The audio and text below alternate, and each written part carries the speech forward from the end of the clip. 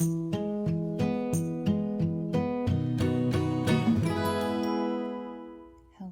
welcome to Little Stitches with Miss Janelle, and today we are going to learn all about a very fancy technique called French tube knitting.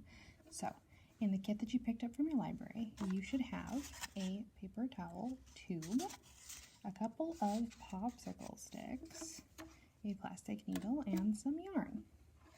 So French tube knitting is a little bit different than traditional knitting because you're creating it on a loom that's more three-dimensional. So what you're going to do is you're going to either tape or glue your popsicle sticks inside the tube, kind of evenly spaced. If you have more popsicle sticks, you can add more. Otherwise, 4 is just fine. The more popsicle sticks that you have, the tighter the knit will be. So if you want the knit to be looser, you can have less popsicle sticks. If you want it to be tighter, like the knit on my sweater here, you can have more popsicle sticks. So this is going to create a nice loose knit. The first thing you need to do is find the end of your yarn, and we're going to create a little slip knot here. So I just wrapped it around my finger, like so. And then you're going to put it on one of these and tie it nice and tight, like so. I like to tuck the tail in.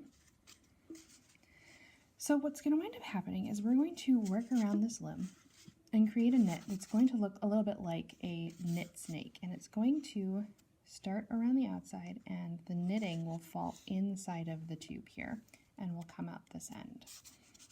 Now this form of knitting is really great because you can use it to make more three-dimensional things like a bulky scarf, or you can use it to create a bracelet. It's used a lot for making knitted bracelets. So once you have everything situated in here, now we're going to start knitting. You're going to take your string and we're going to pass around the popsicle stick like that. See how I did that there? You push it down with your finger, and then we're going to do it again. If you need to hold on to, you can. Around the back like that. You can see it's kind of forming its own little neat shape. There we go, looking good. And then we're going to come back to the first one. We're going to go around the back like so. Now, this is where your needle comes in handy. We want to connect the stitches together. So we're going to take our needle, and you might have to use 2 hands to do this, and put the bottom stitch over the top stitch like so, and that's going to keep it held together. Then we're going to go back around again, just like we did before.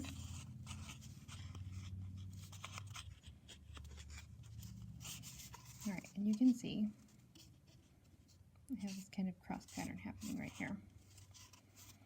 So what I'm going to do is slip these all over top of the first stitch, just like I did. You can use your finger. You can use your handy dandy needle. If you have a crochet hook, you can use that too.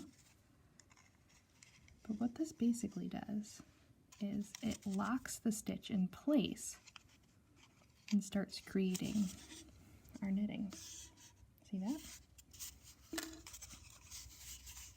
Now, you're going to keep doing that until you have your tube as long as you want it.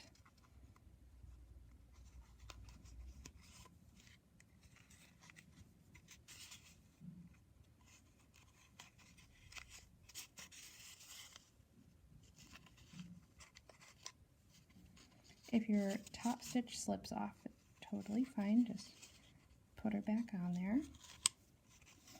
And you can see it goes kind of fast.